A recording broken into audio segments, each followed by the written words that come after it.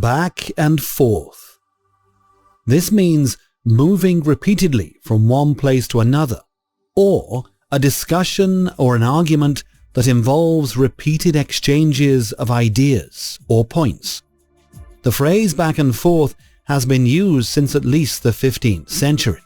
Initially, it described physical movement, such as the pendulum of a clock or someone pacing.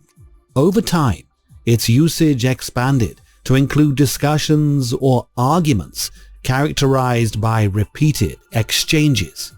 For example, "We had a lot of back and forth before we finally agreed on the contract terms," or "The kids were running back and forth between the garden and the house."